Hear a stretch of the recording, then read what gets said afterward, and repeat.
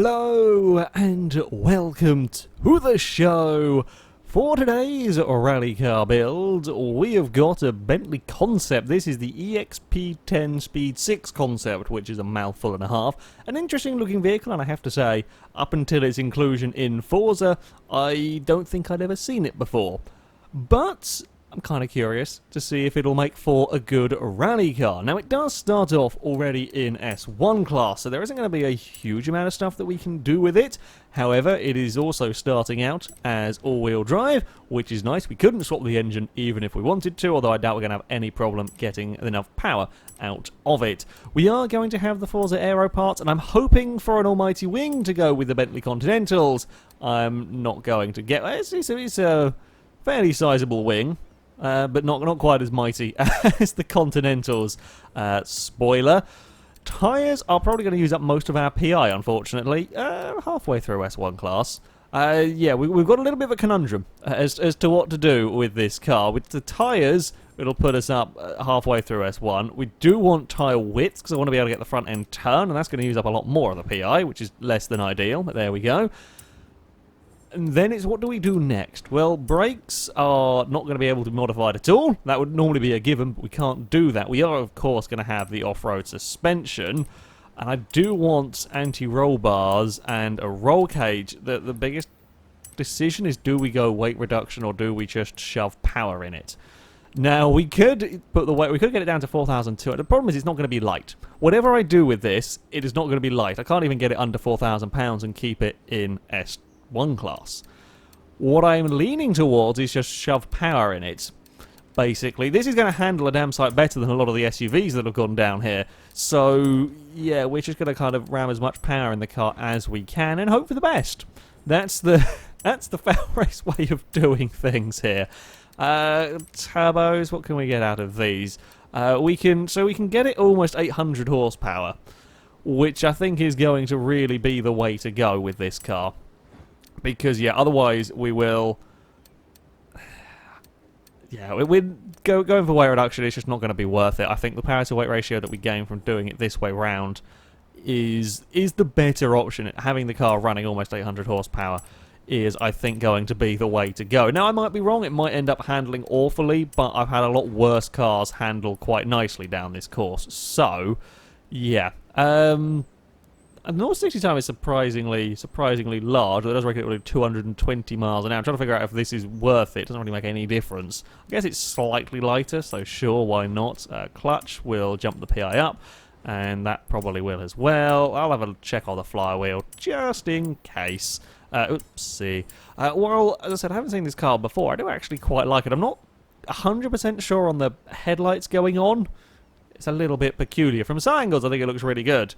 From the back, it looks quite a lot like an Aston Martin. From the front, I'm not sure on the headlights. If we sorted out the headlights, I think it'd be quite a nice looking sort of luxury coupe. Right, I think that is going to be it good though for the build. Not too long to build this one, mainly because there's not a huge amount of PI to work with. Massive tyres, quite a lot of power, but quite a lot of weight. Maybe it'll be quick. Maybe it'll handle like a boat. It could go either way. So the Bentley is off to the reservoir trail, where it is going to get 3 runs through the rally stage to go as fast as possible. Now, our current leader is the Ford Woodier. 229.8 is the time to beat. I am not sure we're going to be challenging quite up the top there. I don't think the Bentley is really going to have quite the acceleration to fight with those cars, although last time out we saw the HSV GTSR go very, very fast by being able to maintain corner speed, and that, well, maybe the Bentley could be good at. This is an interesting interior we have got going on. Yeah, I oddly like this car. It's not normally the sort of vehicle that I would like, but there's just something odd about it that I do quite like. Are we going to be flat out around turn 1? Yep, absolutely no problems. Now, I was expecting that to be awful under brakes. It is not. I do not know. They've stolen the brakes from the tractor in my summer car. That's what they've done. Bloody hell, this thing gets stopped quickly. For such a giant, heavy car, that is amazing. That is absolutely ridiculous from the Bentley. Okay, I was going to say, of all the things, I expected the brakes to perhaps not be particularly good, but this you can be so late on the brakes with. Okay, well that's good news. That is very, very good news in terms of speed. How are we across the bumps? Pretty well planted, actually. Through that section, we're going to be flat out all the way around here as we now dive down this part and keep it flat out on the way up the hill. Yep, no real problems there. Sometimes having a slightly heavier car can be good in terms of stability on some of the rougher sections around this course, and this is certainly not having problems with the bumps whatsoever as we jump into the water. 110 miles an hour pushing through that water. That is pretty damn good going as we run it out of that corner. Yeah, I'm liking the Bentley. I was not expecting this car. I was not expecting to really like this car, I'm going to be honest. I was wrong.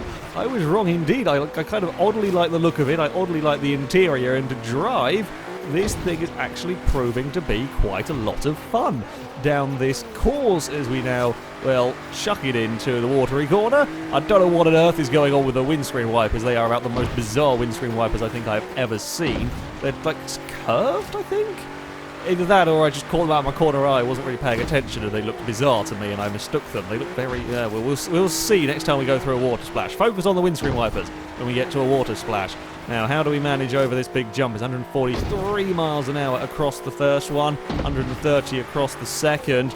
Yeah, pretty nicely does it, to be honest. Oh, not quite got the grip to chuck it in at that sort of an angle as we round the final turn, run it towards the line. That's a pretty good first run for the car. That is a very good first run for the car. 232.7. Yeah. I am liking the Bentley. In fact, we have got another... What the hell is going on with my... So that first run is an identical time to the Hemi Cuda. Like, again, we're down to the thousandth of a second here. What the hell is going on with... I've never had an identical time set in any of my previous Forza build series, yet this one we've got them all over the place. I don't know at all. So it is on to the second run with our oddly named concept car. Now, windscreen wipers, keep an eye on them as we come through this puddle. It's probably the easiest place for me to see the... Yes, I'm pretty sure the left one is curved around, which is different. Let's go with different. Oh, right to the edge of the road there. God, the brakes on this car are ridiculous. For such a big, heavy car, it's just absurd how late you can get on the brakes. I know this isn't quite going as fast as some cars into these areas. That's still 140 miles an hour that you've got to get the Bentley slowed down from. That's, I think, really impressive. That might be the most impressive thing about this entire car, is that it actually is still getting stopped like some of the lightweight... even some of the lightweight, purpose-built rally cars around here, and this is getting stopped as well as they do. I do think, though, that where we are going to struggle just overall is that power-to-weight ratio. Again, this car, for the PI that we have going on here, compare it to the likes of the Ford Woody, for example, that is at the top of the table, or even the Audi RS2. The Audi RS2 had 900 horsepower and weighed less than 3,000 pounds. This has got just under 800 horsepower and weighs over 4,500 pounds. And there's just no way around it. This is good through the corners, do not get me wrong. Oh, as I say that, I've pushed it way, way too hard and we're going exploring. Yeah, this is a great car to drive through these corners, no doubt about that at all. But the RS2 was pretty damn good as well. And this is losing its time, I think, in just simply accelerating out of these corners. I think with the way that this car is in the PI scale, you're going to be compromised. I think power is perhaps the better route to go for with it, but it's still neither of them are particularly fantastic routes to be going with. As we are going to now chuck it in, we're going to go very sideways through that. It's a lovely planted, a lovely controllable car. There is no doubt about that one. But yeah, we are just struggling in terms, I think, of acceleration as we're now going to run down this back straight. I mean, it is still getting up to speeds. It's still getting up to decent enough speeds as we crest this jump here. Oh, that's very nose down. That's not going to go well for anybody involved. somehow we kept that out of the trees, and I'm not quite sure. There was a fair bit of luck involved in keeping that one out of the trees. Oh, that got a big bounce on the way into the final corner. This is a very scruffy run from the Bentley as it crosses the line. Yeah, not a particularly great run from the car. Or from me, I should say. Not really the car's fault, that one. I made a couple of mistakes. Yeah, not my finest piece of driving. Well, it is on to the final run with the Bentley. I'm not sure whether I can find any huge amounts of time down this course. I've thought about cars before and gone a second faster, but the first run there was no big mistakes, no real, even little mistakes particularly to mention, so trying to go faster may be a bit difficult with this car. I mean, still, it was a very, very fast initial time, which is always good with a car. Now, how late dare I be on the brakes up here? You just don't expect this car to be able to get stopped as quickly as it does up there. It is really rather ridiculous in this Bentley. And then chuck it through this next corner. There is grip in the vehicle. It's lovely having the composure in this car to really throw it around the place. And it does ride the bumps relatively well. You've got to be mindful. It's there's a lot of weight moving about with this car, which, if it does start getting a bit unhappy, can cause you issues, but on the whole, it is not too bad at all. The gear ratios are a little bit of a bugger, mind.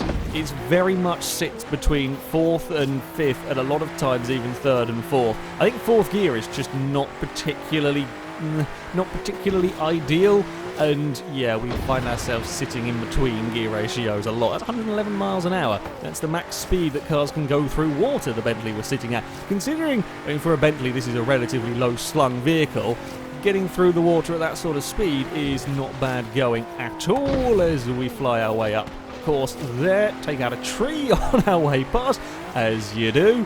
And these next corners, now these were all flat out in the Holden. I'm not quite sure we have the grip to be doing that with the Bentley, although certainly not far off. Now, chuck it into the water. We got a big understeery moment through that section. Can't really see very much when you throw the car through the water there. I think I might turn in a fraction too soon and got my line a little bit wonky, but we shall see what it can do now, as we are going to be flat out all the way down this back section. It's going to be almost 150 miles an hour as we take off for the first jump. It's 130 and looking at the sky for the second one. It is lovely done through that penultimate corner. One more turn to go as we get a smidge of oversteer from the Bentley, run towards the line. It's not quicker.